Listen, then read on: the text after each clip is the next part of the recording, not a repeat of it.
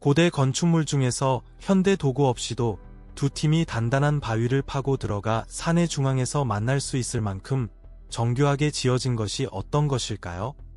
오늘은 과학자들을 놀라게 하는 성경 속 10가지 건축물에 대해 알아보려고 합니다. 그럼 시작해볼까요? 1. 솔로몬의 성전입니다. 솔로몬의 성전, 즉 첫 번째 성전은 기원전 10세기 예루살렘에 세워졌습니다. 이는 다윗의 아들 솔로몬 왕이 언약궤를 모시기 위해 건축한 성전으로 하나님이 실제로 존재하신다는 신성한 물체로 여겨졌습니다. 이 성전은 이스라엘 백성의 중심 예배 장소가 되었고 국가적, 영적 의미가 깊었습니다. 열왕기상 6장에서 8장, 역대기하 3장에서 7장에 따르면 성전의 건축은 놀라운 업적이었습니다. 페니키아 장인들이 고용되었고 레바논에서 수입한 삼나무로 만들어졌으며 성전 내부의 광대한 부분은 순금으로 덮여 있었습니다. 열왕기상 6장에는 솔로몬이 성전의 모든 내성소를 금으로 덮었다고 기록되어 있어 고대 세계에서 비할 데 없는 신성한 화려함을 창조했습니다. 특히 솔로몬의 헌신 기도가 돋보입니다. 열왕기상 8장에서는 예배를 위해 오는 외국인들을 환영하며 하늘의 가장 높은 곳조차도 하나님을 담을 수 없으며 성전조차도 그의 비할 바가 아니라고 선언했습니다. 이는 신성한 존재가 돌로 지어진 벽에 갇힐 수 없다는 놀라운 인식을 보여줍니다. 그 화려함에도 불구하고 성전은 기원전 586년에 바빌론의 느부갓네살 왕의 군대에 의해 파괴되었습니다. 이 사건은 영적이고 국가적인 위기로 포로 생활 중 깊은 신학적 반성을 촉발했으며 히브리 성경의 주요 부분이 기록되는 데 기여했습니다. 오늘날에도 솔로몬의 성전의 정확한 구조와 위치는 불확실합니다. 고고학적 증거는 제한적이지만 성경의 기록, 유세푸스의 저작, 이스라엘 핑켈스타인과 닐 애셔 실버맨과 같은 현대 학자들의 연구가 그 의미를 탐구하고 있으며 이 성전이 단순한 종교적 장소가 아니라 신의 존재, 정치적 힘, 그리고 지속적인 신비의 상징이었다는 사실을 드러내고 있습니다.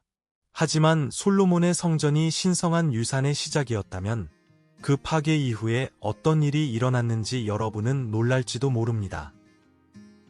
2. 두 번째 성전입니다. 기원전 516년경에 완공된 두 번째 성전은 거의 6세기 동안 유대인의 삶의 중심이 되었고 기원 후 70년에 로마에 의해 파괴될 때까지 그랬습니다. 바빌론 포로 생활을 겪은 유대인들은 놀라운 기회를 얻었습니다.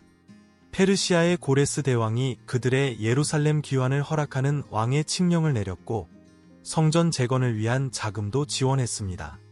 에스라서에 기록된 이 외국 통치자의 특별한 지원은 신의 은총의 징표로 여겨졌습니다. 에스라, 느헤미야, 학개, 스가랴에서 설명된 재건은 큰 예언적 기대를 안고 있었습니다. 많은 이들은 성전의 완공이 메시아 시대를 열 것이라고 믿었습니다. 그러나 그 희망이 실현되지 않자 실망과 신학적 재평가로 이어졌습니다. 두 번째 성전의 한 가지 지속적인 신비는 언약궤의 부재였습니다. 솔로몬의 첫 번째 성전에서 중심이었던 언약궤가 없어진 것입니다. 가장 신성한 공간인 지성소는 비어 있었고 이는 성전의 의식과 믿음의 초점을 바꾸어 놓았습니다. 수세기 후 헤롯 대왕은 야심찬 개조를 시작하여 성전을 거대한 건축의 경이로움으로 탈바꿈시켰습니다. 그는 성전의 뜰을 확장하고 거대한 기둥을 추가했으며 일부 구역은 광택나는 흰 돌로 덮었습니다. 시각적으로는 놀라웠지만 많은 이들은 헤롯의 동기에 의문을 제기하며 그의 종교적 제스처 뒤에 정치적 계산이 있다고 의심했습니다. 기원 후 70년에 티투스 장군이 이끄는 로마 군대가 예루살렘을 포위하고 성전을 파괴했습니다. 고대 역사학자 요세푸스는 불이 너무 강렬해 금이 녹아 돌 사이로 흐르며 군인들이 구조물을 돌 하나하나씩 해체하게 되었다고 기록했습니다. 그 파괴는 전환점을 의미했습니다. 더 이상 제사가 불가능해지자 유대인의 예배는 기도, 토라 공부, 그리고 해당 생활로 전환되었고 이러한 관행은 오늘날까지 유대교를 형성하는 데 영향을 미치고 있습니다. 그러나 성전이 세워지기 훨씬 전 너무나 거대하고 신비로운 건축물이 있어 여러 문명에서 전설을 불러일으켰습니다. 그것은 무엇을 위해 지어졌으며 실제로 가능했을까요? 계속 지켜봐 주세요. 3. 노아의 방주입니다. 성경에서 가장 주목할 만한 건축물 중 하나는 창세기 6장에서 9장에 걸쳐 설명된 노아의 방주입니다. 폭력과 부패로 가득한 세상에서 하나님은 전 세계의 홍수를 일으키기로 결정하시고 노아와 그의 가족, 그리고 모든 생물의 쌍만을 구하셨습니다. 하나님은 노아에게 약 450피트 길이, 75피트 너비, 45피트 높이의 거대한 나무 방주를 만들라고 명령하셨습니다. 고대 세계에서 이 방주는 거대한 구조물로 대규모 조선업의 초기 기록 중 하나를 나타냅니다. 독자와 연구자들을 계속해서 놀라게 하는 것은 그 지침의 건축적 세부 사항입니다. 방주는 고르프 나무로 만들어져야 하고 역청으로 밀봉되어야 하며 현대의 도구나 기술 없이도 생명을 재해로부터 보호할 수 있도록 건축되어야 했습니다. 이 이야기는 방주가 생존의 수단이자 신의 언약의 상징으로 기능한다는 점을 강조합니다. 이 언약은 이야기의 중심 요소입니다. 홍수 이후 하나님은 무지개를 통해 인류와의 새로운 관계를 확립하시며 그러한 파괴가 다시는 일어나지 않을 것임을 나타내셨습니다. 또한 학자들은 창세기 이야기와 더 오래된 메소포타미아의 홍수 이야기, 특히 길가메시 서사시 사이의 유사성을 오랫동안 주목해왔습니다. 이 서사시 역시 전 세계적인 홍수와 생명을 구하는 배를 설명하고 있습니다. 이는 존 얼튼과 케네스 A. 키친과 같은 학자들이 이 텍스트를 더 넓은 고대 근동 전통의 일환으로 탐구하게 하여 역사적이고 신학적인 통찰을 제공하게 했습니다. 최근 수십 년 동안 방주에 대한 관심은 신학을 넘어 확장되었습니다. 방주의 잔해를 찾기 위한 탐험은 방주가 씌었다고 전해지는 아라라트 산에 집중되었습니다. 히트콤과 모리스의 창세기 홍수와 같은 책들은 물리적 증거의 가능성에 대한 대중의 매력을 새롭게 했습니다. 그러나 홍수에 물이 빠지고 인류가 다시 퍼져나갔을 때 그들의 다음 대규모 프로젝트는 신의 직접적인 반응을 일으켰습니다. 그들이 무엇을 건설하고 있었기에 하나님이 직접 개입하셨을까요? 4. 바벨탑입니다. 성경에서 가장 생각을 자극하는 건축물 중 하나는 창세기 11장 1절에서 9절에 설명된 바벨탑입니다. 홍수 이후 인류는 여전히 하나의 언어를 사용하고 있었습니다. 목적을 함께한 그들은 신할 땅에 정착하여 하늘에 닿는 탑이 있는 도시를 건설하기 시작했습니다. 그들의 목표는 자기 이름을 높이고 지구에 흩어지지 않기 위함이었습니다. 하지만 이러한 자만의 행동은 놀라운 신의 반응을 이끌어냈습니다. 구조물을 파괴하는 대신 하나님은 그들의 언어를 혼란스럽게 하여 소통이 불가능하게 만들고 사람들을 지구에 흩어지게 했습니다. 건설은 중단되었고 그 장소는 바벨, 즉 혼란이라는 이름으로 알려지게 되었습니다. 이 이야기는 다양한 언어와 문화의 기원을 신학적으로 설명하며 인간의 오만과 중앙집권적 권력에 대한 경고로 여겨집니다. 이 내러티브는 나중에 사도행전 2장에서 기적적으로 언어가 이해되는 장면과 연결되어 신의 개입을 통한 통일성을 상징합니다. 분열과 회복된 조화 사이의 대조는 바벨 이야기의 영적 깊이를 강화합니다. 그 구조물은 메소포타미아의 지구라트, 특히 바벨론의 에테메난키 지구라트와 놀라운 유사성을 보입니다. 이 단계형 탑은 신 마르둑에게 헌정되었으며 하늘로 가는 계단이라고 불렸습니다. 빅터 후로위츠와 존 월튼과 같은 학자들은 성경의 이야기가 바벨론 제국의 이념을 비판하고 인간의 영광과 신의 주권을 대조하고 있다고 제안합니다. 오늘날 이 이야기는 여전히 놀라운 관련성을 지니고 있으며 자만, 소통, 문화적 분열, 인간의 야망의 한계를 둘러싼 영원한 질문을 제기합니다. 인간의 자만에서 신의 힘으로 다음 이야기는 역사상 가장 혼란스러운 승리 중 하나에서 벽이 세워지지 않고 무너지는 장면으로 바뀝니다. 계속하기 전에 여러분께 특별한 요청이 있습니다. 듣고 계신 모든 분들께서 저를 도와주실 수 있다면 알림벨을 눌러주시고 구독 버튼을 눌러주시면 정말 감사하겠습니다. 여러분의 지원은 저에게 큰 의미가 있습니다. 그리고 그렇게 해주신다면 제 팀과 저는 이슈를 여러분을 위해 더욱 발전시키기 위해 최선을 다할 것입니다. 약속합니다. 5. 여리고의 성벽입니다. 성경에서 가장 놀라운 건축 관련 사건 중 하나는 여호수아 6장에 기록된 여리고의 성벽의 극적인 붕괴입니다. 이스라엘 백성이 요단강을 건너 약속의 땅에 들어간 후 여호수아의 지도 아래 그들은 첫 번째 주요 장애물인 여리고라는 강력한 가나안 도시와 마주하게 되었습니다. 그러나 그 뒤에 일어난 일은 전통적인 전쟁 방식과는 달랐습니다. 성경의 기록에 따르면 하나님은 이스라엘 백성에게 6날 동안 매일 한 번씩 성을 돌며 언약궤를 메고 나팔을 불도록 지시하셨습니다. 7번째 날에는 성을 7번 돌고 소리를 지르자 성벽이 기적적으로 무너졌습니다. 이 이야기는 단순히 초자연적인 성격 때문만이 아니라 신앙과 순종을 통해 승리가 이루어졌다는 메시지로 독자들을 놀라게 했습니다. 이 이야기는 신의 개입이 인간의 전략을 초월한다는 성경의 중심 주제를 강화합니다. 그러나 이 내러티브는 고고학에서 더 넓은 논쟁과도 연결됩니다. 고대 여리고로 확인된 텔 에스술탄에서의 발굴은 20세기 초에 시작되어 중반까지 계속되었습니다. 캐서린 캐년의 발견은 이 도시의 성벽이 이스라엘의 정복 몇 세기 전에 무너졌다고 제안하여 일부 학자들이 성경의 연대기를 의문시하게 만들었습니다. 그러나 다른 이들은 그 결론에 이의를 제기했습니다. 존 월튼과 같은 저명한 고고학자는 성층의 재해석이 성경의 기록과 일치할 수 있다고 주장하며 파괴를 기원전 15세기 후반으로 두었습니다. 여리고의 이야기가 매력적인 이유는 단순히 고대 성벽의 붕괴가 아니라 신앙, 역사, 그리고 여전히 시간의 먼지 속에 묻혀있는 신비에 대한 지속적인 논쟁 때문입니다. 기적적인 붕괴는 한 가지일 뿐, 논리를 초월한 고대의 공학은 어떨까요? 작업자들이 현대 도구 없이 단단한 바위를 파고들어 중앙에서 만날 수 있었던 방법은 무엇일까요? 계속 지켜봐 주세요. 6.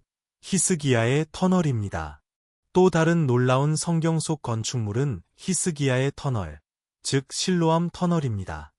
열왕기하 20장 20절과 역대기하 32장 30절에서 언급된 이 고대 공학 프로젝트는 기원전 8세기 후반 유다의 히스기야 왕의 통치 기간 동안 건설되었습니다. 히스기야는 아시리아의 침략이 임박하자 무기로 방어하는 대신 물로 방어하기 위한 전략적 노력을 시작했습니다. 그는 예루살렘의 주요 수원인 기온샘의 물을 도시로 유도하기 위해 길이 약 1750피트의 터널을 파도록 명령했습니다. 이 터널은 물을 실로암 풀로 운반하여 포위 중에도 안전한 공급을 보장했습니다. 이 프로젝트가 어떻게 실행되었는지는 학자와 엔지니어 모두를 놀라게 합니다. 두 팀이 산의 반대편에서 파기 시작했고 놀라운 정확도로 거의 완벽하게 중앙에서 만났습니다. 이 업적은 현대의 측량 도구 없이 이루어진 것으로 19세기에 발견된 실로암 비문에 기록되어 있습니다. 이 비문은 성경의 기록을 확인할 뿐만 아니라 성경에 묘사된 특정 사건에 대한 가장 직접적인 고고학적 연관성을 제공합니다. 수십 년 동안 회의론자들은 그러한 고급 프로젝트가 철기 시대에 이루어질 수 있었는지 의문을 제기했습니다. 그러나 1830년대에 터널이 물리적으로 발견되고 이후 광범위한 현대 발굴이 이루어지면서 많은 의문이 사라졌습니다. 일랏 마자르와 아미하이 마자르와 같은 학자들은 히스기야의 터널을 그 시기에 예루살렘의 정치적 조직과 기술적 능력의 명확한 증거로 인용했습니다. 7. 바빌론의 도시입니다. 바빌론의 도시는 성경에서 독특한 위치를 차지하며 역사적 초강대국이자 자만, 우상 숭배, 그리고 신의 심판의 지속적인 상징으로 독자들을 놀라게 합니다. 역사적으로 바빌론은 고대 세계에서 가장 위대한 도시 중 하나였습니다. 거대한 지구라트, 웅장한 궁전, 그리고 고대 세계의 7불가사의 중 하나인 전설적인 공중 정원으로 알려져 있으며 바빌론은 메소포타미아의 문화, 종교, 제국의 중심지로 자리 잡고 있었습니다. 그 영향력은 수세기에 걸쳐 이어졌습니다. 성경에서 바빌론은 창세기 11장에서 바벨탑의 장소로 처음 등장합니다. 이후 다니엘서에서는 느부갓네살 2세 아래에서 유대인들이 포로로 잡혀가는 배경이 됩니다. 한 장에서 5장까지의 내용은 부와 영적 갈등으로 가득한 도시를 묘사합니다. 하지만 성경에서 바빌론의 역할은 지리적 의미를 넘어섭니다. 그것은 인간의 오만과 하나님에 대한 반란을 나타내는 신학적 상징이 됩니다. 요한계시록에서는 바빌론이 더 이상 단순한 도시가 아니라 부패한 시스템, 영적 속임수, 억압적인 권력을 나타냅니다.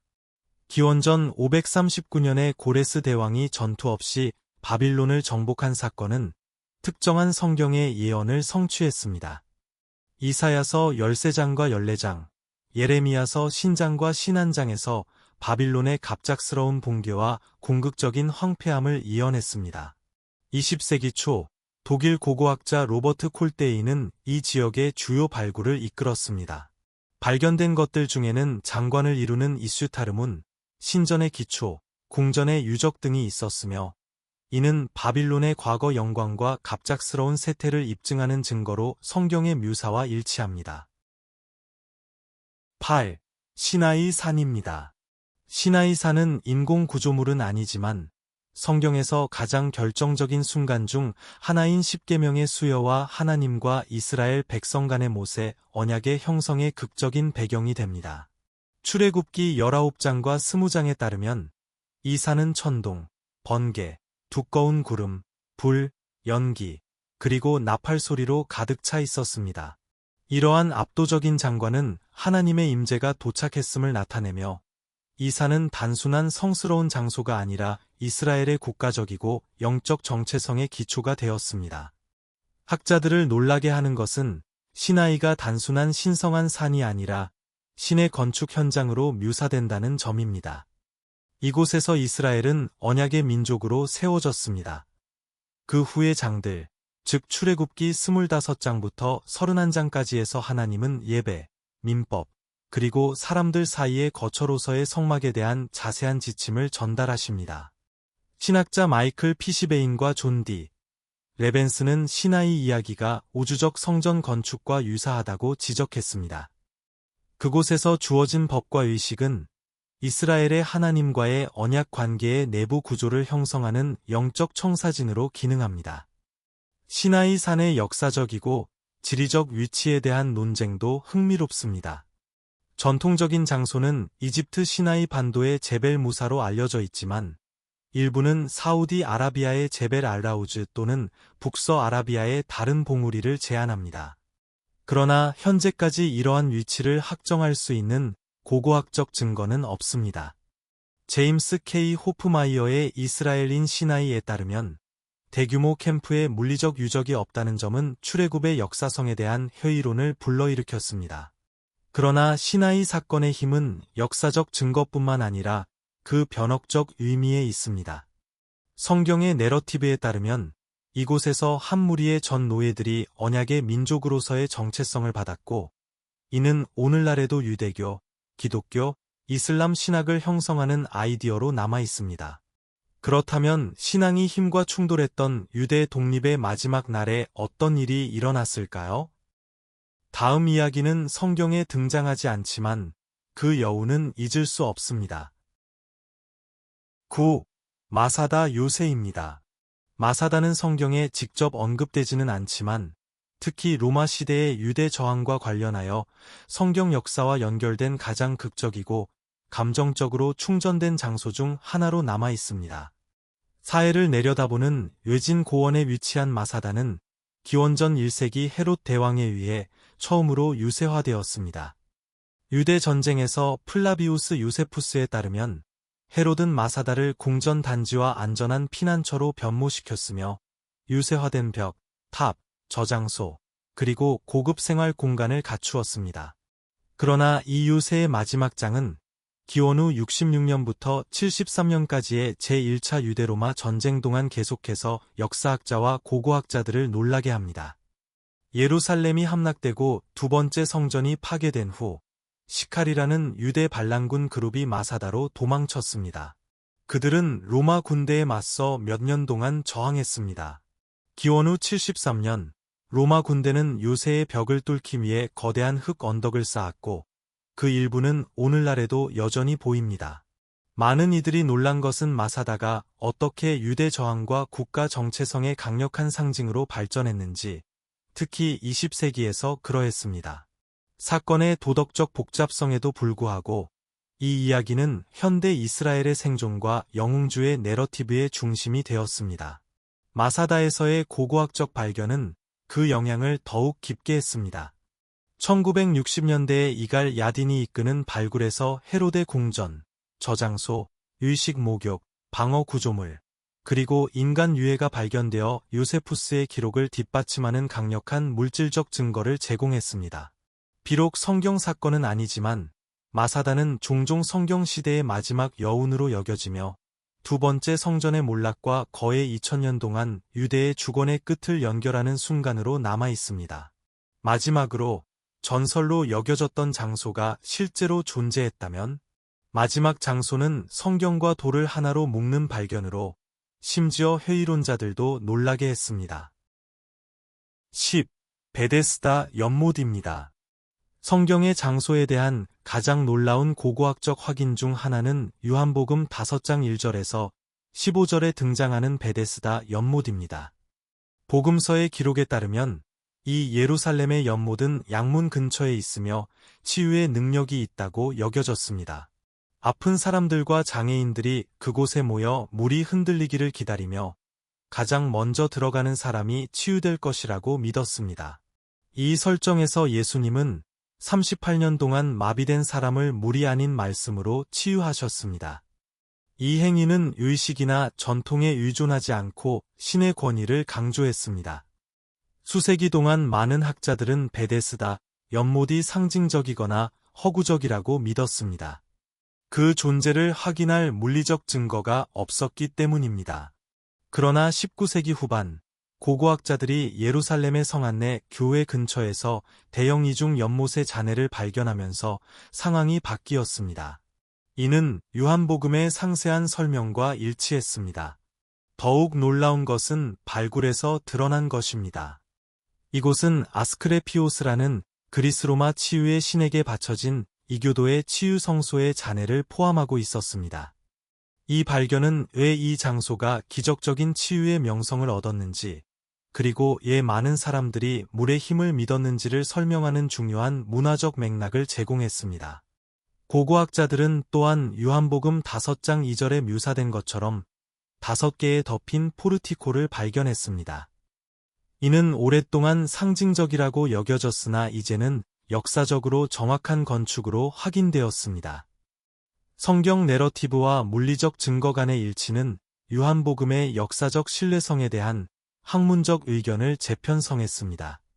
이는 종종 신학적이지 역사적이지 않은 것으로 여겨졌습니다. 크레이그 S. 키너와 제롬 머피 오코너와 같은 학자들은 베데스다 연못을 성경과 고고하게 드문 그러나 강력한 융합으로 인용하였습니다.